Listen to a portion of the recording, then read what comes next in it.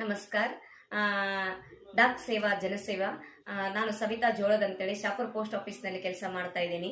ನಾನು RPLI PLI insurance ಬಗ್ಗೆ ಜನರಲ್ಲಿ ಮಾಹಿತಿಯನ್ನ ಮೂಡಿಸುವಂತ ಕೆಲಸವನ್ನು ಮಾಡ್ತಾ ಇದ್ದೀನಿ. ಕೊಡ್ಲಿಕ್ಕೆ ನಾನು ಇಷ್ಟಪಡ್ತೀನಿ. ಲೋ ಪ್ರೀಮಿಯಂ ಹೈ ಬೋನಸ್ ಅಂತ ಹೇಳಿ. RPLI ಅಂದ್ರೆ rural postal life insurance, PLI ಅಂದ್ರೆ ಪೋಸ್ಟಲ್ ಲೈಫ್ ಇನ್ಸೂರೆನ್ಸ್ ಅಂತ ಹೇಳಿಕ್ಯಾರ. ಇದು RPLI ಅಂತ ನಾನು 2011ರಲ್ಲಿ ನನ್ನ ಅಪಾರ್ಟ್ಮೆಂಟ್ ಆದಾಗ ನಾನು ಪೋಸ್ಟ್ ಪನ್ ಕೆಲಸವನ್ನ ಮಾಡ್ತಾ ಇದ್ದೆ. ಅವಾಗ ಒಂದು ಮನೆಯಲ್ಲಿ ಲೆಟರ್ ಕೊಡಕ್ ಹೋದಾಗ ಅಲ್ಲಿ ಒಬ್ಬ ಹೆಣ್ಮಗಳನ್ನ ಯಾಕಮ್ಮ ಅಳ್ತಾ ಇದೆಯಾ, ಅಳ್ತಾ ಕೂತಾಗ ಯಾಕಮ್ಮ ಅಳ್ತಾ ಇದೆ ಅಂದಾಗ, ಇಲ್ಲ ಮೇಡಮ್ ಅವರೇ ನನ್ನ ಗಂಡ ಮೊನ್ನೆ ತೀರ್ ಹೋದ್ರು. ಯಾಕೆ ತೀರಿ ಹೋದ್ರು ಅಂತ ಕೇಳಿದಾಗ, ಇಲ್ಲ ಮ್ಯಾಮ್ ಕಾರ್ ಆಕ್ಸಿಡೆಂಟ್ ಅಲ್ಲಿ ತೀರಿ ಹೋದ್ರು ಅಂದಾಗ, ಯಾಕಮ್ಮ ಏನು ಇನ್ಸೂರೆನ್ಸ್ ಮಾಡಿಲ್ಲ ಅಂತ ಕೇಳಿದಾಗ, ಮೇಡಮ್ ಇನ್ಸೂರೆನ್ಸ್ ಅಂದ್ರೆ ಏನು ಅಂತ ಕೇಳಿದಾಗ ನನಗೆ ಒಂಥರ ಶಾಕ್ ಆದಂಗಾಯ್ತು. ಅದಕ್ಕೋಸ್ಕರ ಅವ್ರಿಗೆ ಅಂದ್ರೆ ಜನರಲ್ಲಿ ಇನ್ನೂ ಕೆಲವಷ್ಟು ಜನಗಳಿಗೆ ಸರಿಯಾದ ಮಾಹಿತಿ ಇಲ್ಲ ಅನ್ನೋದಂತ ನನಗೆ ಗೊತ್ತಾದ್ಮೇಲೆ ನಾನು ಅಂದಿನಿಂದ ನನ್ನ ಇಲಾಖೆಯಲ್ಲಿರುವಂತ RPLI PLI ಬಗ್ಗೆ ನಾನಾಲ್ಕು ಜನರಿಗೆ ಒಂದು ಮಾಹಿತಿಯನ್ನ ಮುಟ್ಟಿಸಬಾರ್ದು ಅಂತ ಅನ್ಕೊಂಡಾಗ RPLI PLI ಬಗ್ಗೆ ಹೇಳ್ತಾ ಹೋದಾಗ ಸುಮಾರು ಚೆನ್ನಾಗಿ ರೆಸ್ಪಾನ್ಸ್ ಅಂತ ಬರ್ತಾ ಹೋಯ್ತು. ಯಾವ ವ್ಯಕ್ತಿಗೆ ನಾವು ಅದರ ಸ್ಕೀಮ್ ಬಗ್ಗೆ ಹೇಳ್ತಾ ಇದ್ದೇವೆ ಆ ವ್ಯಕ್ತಿ ನಮ್ಮ ಮಾತಿನಿಂದ ಸ್ಯಾಟಿಸ್ಫ್ಯಾಕ್ಷನ್ ಆಗ್ತಾ ಇದೆಯಲ್ಲ ಅಂತ ನನ್ಗೆ ತಿಳಿತಾ ಬಂದಾಗ ಸುಮಾರು ಜನ ಇಲ್ಲ ಮೇಡಮ್ ನಾಳೆ ಮಾಡೋಣ ಅಂದಾಗ ಅವ್ರ ಮನೆಗೆ ಮತ್ತೆ ನಾಳೆ ಹೋಗಿ ಅವ್ರು ಯಾವ ಟೈಮ್ ಕೊಡ್ತಾರ ಆ ಟೈಮ್ಗಳಿಗೆ ಹೋಗ್ಬಿಟ್ಟು ಅವ್ರಿಗೆ ಅಪ್ರೋಚ್ ಮಾಡಿದಾಗ ಸುಮಾರು ಜನ ಅವರು ಮಾಡಿದ್ರು, ಕೆಲವಷ್ಟು ಇನ್ನೂ ಜನಗಳನ್ನ ಮಾಡಿಸಿದ್ರು. ತುಂಬಾ ಚೆನ್ನಾಗಿ ರಿಟರ್ನ್ ಬಂತು ಅಂತ ಹೇಳಿದ್ರು. ಆಮೇಲೆ ರಿಟರ್ನ್ ಬಂದವರು ಕೂಡ ಸಾಕಷ್ಟು ಜನಗಳನ್ನ ಕರ್ಕೊಂಡು ಬಂದು ಮಾಡಿಸಿದ್ರು. ಆಮೇಲೆ ಅವರಿಗೆ 3 ವರ್ಷದ ನಂತರ ಲೋನು ಸಿಗ್ತದ, ಏನಾರ ಏನಾದ್ರು ಲೈಫ್ ರಿಸ್ಕ್ ಅವರು ಸಿಗ್ತದ. ಆನ್ಲೈನ್ ಮುಖಾಂತರ ಒಂದು ರೀಸೆಂಟ್ ಆಗಿ IPPB ಅಂತ ಓಪನ್ ಆಗಿದೆ, ಆನ್ಲೈನ್ ಮುಖಾಂತರ ತುಂಬಬಹುದು, ಇಲ್ಲ ನಿಯರ್ ಬೈ ಪೋಸ್ಟ್ ಆಫೀಸ್ ಕೂಡ ಹೋಗಿ ಅವರು ತುಂಬಬಹುದು. ಎಲ್ಲ ರೀತಿಯಂತ ಒಳ್ಳೆಯದಂತ ಸ್ಕೀಮ್ ಇದೆ. ಎಲ್ಲ ಇನ್ಸೂರೆನ್ಸ್ ಗೆ ಕಂಪ್ಯಾರಿಸನ್ ಮಾಡಿ ನೋಡಿದ್ರೆ is a good insurance scheme ಅಂತ ನಾನು ಹೇಳಕ್ಕೆ ಇಷ್ಟಪಡ್ತೀನಿ ನನ್ನ ಇಲಾಖೆಯಿಂದ. ಅದಕ್ಕೋಸ್ಕರ ದಯವಿಟ್ಟು ಎಲ್ಲ ಇಲಾಖೆಗಳು ಎಲ್ಲ ಹಳ್ಳಿಯಲ್ಲೂ ಗೌರ್ಮೆಂಟ್ ಆಫೀಸ್ಗಳನ್ನ ಓಪನ್ ಮಾಡ್ಲಿಕ್ಕಾಗಲ್ಲ, ಬ್ಯಾಂಕ್ಗಳನ್ನ ಓಪನ್ ಮಾಡ್ಲಿಕ್ಕಾಗಲ್ಲ. ಪ್ರತಿಯೊಂದು ಹಳ್ಳಿಯಲ್ಲೂ ನನ್ನ ಪೋಸ್ಟಲ್ ಇಲಾಖೆ ಇದೆ ಅಂತ ನಾನು ಹೆಮ್ಮೆಯಿಂದ ನಾನು ಹೇಳಲಿಕ್ಕೆ ಇಷ್ಟಪಡ್ತೀನಿ. ಅದಕ್ಕೆ ದಯವಿಟ್ಟು ಒಂದು ಕಾರ್ ತಗೊಂಡ್ರೆ ನೀವು ಇನ್ಸೂರೆನ್ಸ್ ಮಾಡ್ತೀರಾ, ಒಂದು ಬೈಕ್ ತಗೊಂಡ್ರೆ ಇನ್ಸೂರೆನ್ಸ್ ಮಾಡ್ತೀರಾ. ನಿಮ್ಮನ್ನು ನಂಬ್ಕೊಂಡಂತ ನಿಮ್ಮ ಬಾಡಿಗೆ, ನಿಮ್ಮನ್ನು ನಂಬ್ಕೊಂಡಂತ ನಿಮ್ಮ ಜೀವಕ್ಕೊಂದು ಇನ್ಸೂರೆನ್ಸ್ ಅನ್ನು ಮಾಡಿ. ದಯವಿಟ್ಟು ನಿಮ್ಮ ಫ್ಯಾಮಿಲಿನೂ ಸೇಫ್ ಆಗುತ್ತೆ. ಇನ್ಸೂರೆನ್ಸ್ ಅಂದ್ರೆ ಜನರ ತಪ್ಪು ಕಲ್ಪನೆ ಏನಿದೆ, ನನ್ನ ಸತ್ ಮೇಲೆ ಬರುತ್ತೆ ಅಂತ ಒಂದು ಮನೋಭಾವನೆ ಇದೆ. ಆ ಥರ ಏನಿಲ್ಲ. ಇನ್ಸೂರೆನ್ಸ್ ಅಂದ್ರೆ ನಾನಿದ್ರು ನನ್ನ ಫ್ಯಾಮಿಲಿ ಸೇಫ್ ಆಗುತ್ತೆ, ನಾನಿಲ್ಲ ಅಂದ್ರೂ ನನ್ನ ಫ್ಯಾಮಿಲಿ ಸೇಫ್ ಆಗುತ್ತೆ. ಅದಕ್ಕೋಸ್ಕರ ಚೆನ್ನಾಗಿರುವಂತ ಇನ್ಸೂರೆನ್ಸ್ ಸ್ಕೀಮ್ ಇದೆ. ನಿಯರ್ ಬೈ ಪೋಸ್ಟ್ ಆಫೀಸ್ಗಳಿಗೆ ನೀವು ಹೋಗಿ. ಅಷ್ಟೆಲ್ಲ ಜನ ಹಳ್ಳಿಯಲ್ಲಿ ನಾನು ಇವತ್ತು ಬ್ಯಾಂಕು, ಸ್ಕೂಲು, ಕಾಲೇಜು ಸುಮಾರು ಕ್ರಮದಲ್ಲಿ ನಾನು ಹೋದಾಗ ಇನ್ಸೂರೆನ್ಸ್ ಬಗ್ಗೆ ಮಾಹಿತಿಯನ್ನ ನೀಡಿದಾಗ ತುಂಬಾ ಚೆನ್ನಾಗಿ ರೆಸ್ಪಾನ್ಸ್ಗಳನ್ನ ಬಂತು.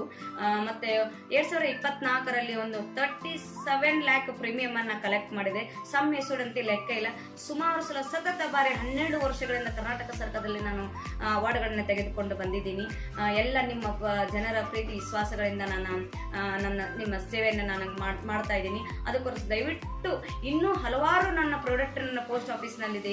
ದಯವಿಟ್ಟು ನೀವು ಒಂದ್ಸಲ ನಿಯರ್ ಬೈ ಪೋಸ್ಟ್ ಆಫೀಸ್ಗೆ ವಿಸಿಟ್ ಅನ್ನ ಕೊಟ್ಟು ಏನೆಲ್ಲ ಸ್ಕೀಮ್ಗಳಿವೆ ಅನ್ನೋದಕ್ಕಂತ ನಾನು ನೀವು ಮನವರಿಕೆ ಮಾಡಿಕೊಳ್ಳ್ರಿ ಅಂತ ತಮ್ಮಲ್ಲಿ ನಾನು ವಿನಂತಿಸಿಕೊಳ್ಳುತ್ತೇನೆ. ಸುಮಾರು ಅಂದ್ರೆ ಹೇಗೆ ಅಂದ್ರೆ ನಮ್ಮ ಜನ್ಮ ಅಂದ್ರೆ ಈಗ ನಮ್ಮ ತಂದೆ ತಾಯಿಗಳು ನಮಗೋಸ್ಕರ ಏನೋ ಸ್ವಲ್ಪ ಮಾಡಿ ಎಲ್ಲ ಕೋಲ್ ಮಾಡಿಟ್ಟು ನಮ್ಮ ಮಕ್ಕಳನ್ನ ಬೆಳೆಸಿದ್ರು. ಹಾಗೆ ಕೂಡ ಇದು ಒಂದು ಜಗದ ನಿಯಮ ಇದೆ. ಅದಕ್ಕೋಸ್ಕರ ನೀವು ಹೇಗೆ ಒಂದು ಗುಬ್ಬಿ ಒಂದೊಂದು ಕಡಿಯನ್ನು ತಂದು ಗೂಡನ್ನ ಕಟ್ತದೆಯೋ ಹಾಗೆ ರೀತಿಯಾಗಿ ನಾವು ಕೂಡ ಹನಿ ಹನಿ ಕೂಡಿದರೆ ಹಳ್ಳ, ತನಿ ತನಿ ಕೂಡಿದರೆ ಜೋಳ ಅಂತ ಹಳ್ಳಿಯಲ್ಲಿ ಹೇಳ್ತಾರೆ. ಅದೇ ರೀತಿಯಾದ ಸ್ವಲ್ಪ ಸ್ವಲ್ಪ ಹಣವನ್ನ ನಾವು ಜಮಾವನ್ನ ಮಾಡಿ ಪೋಸ್ಟ್ ಆಫೀಸ್ ನಲ್ಲಿ ನಾವು ತುಂಬೋಣ ಅಂತ ಹೇಳ್ತೀನಿ. ಮತ್ತೆ ನೀವು ತುಂಬಿದಂತ ಅಮೌಂಟ್ ಕೂಡ 1 ರೂಪಾಯಿ ಕೂಡ ಆ ಕಡೆ ಈ ಕಡೆ ಆಗೋಲ್ಲ. ನಿಯತ್ತಾದ ಡಿಪಾರ್ಟ್ಮೆಂಟ್ ಅಂತಂದ್ರೆ ಅದು ನನ್ನ ಇಲಾಖೆ ಅಂತ ನಾನು ಹೆಮ್ಮೆಯಿಂದ ಹೇಳ್ಕೊಳ್ಳಿಕ್ಕೆ ಇಷ್ಟಪಡ್ತೀನಿ. ದಯವಿಟ್ಟು ನಿಮ್ಮ ಮಕ್ಕಳಿಗೋಸ್ಕರ ಎಜುಕೇಶನ್ಗಾಗ್ಲಿ, ಮದುವೆಗಾಗ್ಲಿ, ಏನೋ ಒಂದು ಇದಕ್ಕಾಗ್ಲಿ ಒಂದು ಏಮ್ ಇಟ್ಕೊಂಡು 5 ವರ್ಷ 10 ವರ್ಷ ಒಂದು ಪೀರಿಯಡ್ ಅನ್ನ ತಗೊಂಡ್ಬಿಟ್ಟು ನಾವಿದ್ರು ನನ್ನ ಮಕ್ಕಳಲ್ಲಿ ಸೇಫ್ ಆಗಿರ್ಬೇಕು, ನಾನಿಲ್ಲ ಅಂದ್ರೆ ನನ್ನ ಮಗ ಸೇಫ್ ಆಗಿರ್ಬೇಕು. ಸ್ವಲ್ಪ ಸ್ವಲ್ಪ ಅಮೌಂಟ್ ಅನ್ನು ನಿಮ್ಮ ಎಬಿಲಿಟಿ ತಕ್ಕಂತ ನಿಮ್ಮ ಏನು ಹಣವನ್ನ ಗೋಳ ಮಾಡ್ಲಿಕ್ಕೆ ಆಗ್ತದ ಅಥವಾ ನಿಮ್ಮ ಹಣವನ್ನು ಏನು ಜಮಾ ಮಾಡ್ಲಿಕ್ಕೆ ಆಗ್ತದ, ನಿಮ್ಮ ಖರ್ಚು ವೆಚ್ಚಗಳನ್ನ ತೆಗೆದ್ಬಿಟ್ಟು ಅಷ್ಟೇ ಅಮೌಂಟ್ ಅನ್ನ ನೀವು ಜಮಾವನ್ನ ಮಾಡ್ರಿ. ಮತ್ತೆ ನಿಮ್ಮ ಮಕ್ಕಳಿಗೊಂದು ಒಳ್ಳೆಯಾದಂತ ಶಿಕ್ಷಣಕ್ಕೆ ಅನುಕೂಲ ಆಗ್ತದ. ಮತ್ತೆ ನಿಮಗೆ ಎಮರ್ಜೆನ್ಸಿ ಬೇಕಾದ್ರೆ ಲೋನ್ ಸಿಗುತ್ತದೆ ನಮ್ಮ ಪೋಸ್ಟ್ ಆಫೀಸ್ ನಲ್ಲಿ.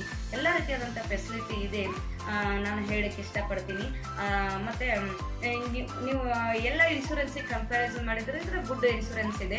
ಅದಕ್ಕೋಸ್ಕರ ನೀವು ನಿಯರ್ ಬೈ ಪೋಸ್ಟ್ ಆಫೀಸ್ಗೆ ಹೋಗಿ. ಮತ್ತು ಇಂಡಿಯಾ ಪೋಸ್ಟ್ ವೆಬ್ಸೈಟ್ನಲ್ಲಿ ನಮ್ದು ಪೋಸ್ಟ್ ಇನ್ಫೋಸ್ ಅಂತ ಆ್ಯಪ್ ಇದೆ. ಆ ಆ್ಯಪ್ನಲ್ಲಿ ನೀವು ಹಾಕಿ ನೋಡಿದರೆ ನಿಮ್ಗೆ ಇಡೀ ಡೀಟೇಲ್ಸೇ ಬರ್ತದೆ. ಅದಕ್ಕೋಸ್ಕರ ನನ್ನ ಇನ್ಶೂರೆನ್ಸ್ ತುಂಬ ಚೆನ್ನಾಗಿದೆ. ನೀವು ನಿಯರ್ ಬೈ ಪೋಸ್ಟ್ ಆಫೀಸಿಗೆ ಭೇಟಿ ಕೊಡಿ. ಒಂದ್ಸಲ ನಿಮ್ಮ ಪೋಸ್ಟ್ ಆಫೀಸ್ ಬಗ್ಗೆ ಮಾಹಿತಿಯನ್ನು ತಿಳ್ಕೊಳ್ಳಿ. ನಾವು ಡಿಜಿಟಲ್ ಯುಗದಲ್ಲಿ ತುಂಬ ಮುಂದುವರೆದಿದ್ದೀವಿ. ಎಲ್ಲ ರೀತಿಯ ಆನ್ಲೈನ್ಗಳಾಗಿವೆ ನಮ್ಮಲ್ಲೂ ಕೂಡ.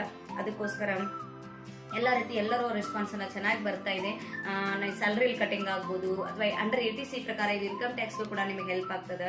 ಮತ್ತು ನೀವು ಸ್ಯಾಲ್ರಿ ಡೈರೆಕ್ಷನ್ ಮಾಡ್ಬೋದು, ಆನ್ಲೈನ್ ಡೈರೆಕ್ಷನ್ ಮಾಡ್ಬೋದು, ಅಥವಾ ಬೈ ಹ್ಯಾಂಡ್ ಕಟ್ಬೋದು. ನಮ್ಮ ಅಮೌಂಟನ್ನು 1 ರಿಂದ 30 ತನಕ ಬೇಕಾದಾಗ ಕಟ್ಬೋದು. ಹಾಫ್ ಇಯರ್ಲಿ ಕಟ್ಬೋದು, ಇಯರ್ಲಿ ಕಟ್ಬೋದು, ಮಂತ್ಲಿ ಕಟ್ಬೋದು, ಕ್ವಾರ್ಟರ್ಲಿ ಕಟ್ಬೋದು. ನೀವೇನಾದ್ರು ಹಾಫ್ ಇಯರ್ಲಿ ತೊಗೊಂಡ್ರೆ 1% ರಿಬೇಟನ್ನು ಸಿಗ್ತದೆ. ಇಯರ್ಲಿ ತೊಗೊಂಡ್ರೆ 2% ರಿಬೇಟ್ ಸಿಗ್ತದೆ. 3 ವರ್ಷದ ನಂತರ ಲೋನು ಸಿಗುತ್ತದೆ. ಇಲ್ಲ ಅಂದರೆ ನಿಮ್ಗೆ ಮೆಚುರಿಟಿ ಆದಮೇಲೆ ನಿಮ್ಮ ಅಮೌಂಟನ್ನು ರಿಫಂಡ್ ಆಗ್ತದೆ. ಅದಕ್ಕೋಸ್ಕರ ಚೆನ್ನಾಗಿರುವಂಥ ಸ್ಕೀಮ್ ಇದೆ. ಎಲ್ಲರೂ ಮನೆ ಬಾಗಿಲಿಗೆ ಇದನ್ನು ಮುಟ್ಟಿಸುವಂಥ ಕರ್ತವ್ಯನ ನನ್ನ ಅಂಚೆ ಇಲಾಖೆ ಮಾಡ್ತಾ ಇದೆ. ಧನ್ಯವಾದಗಳು.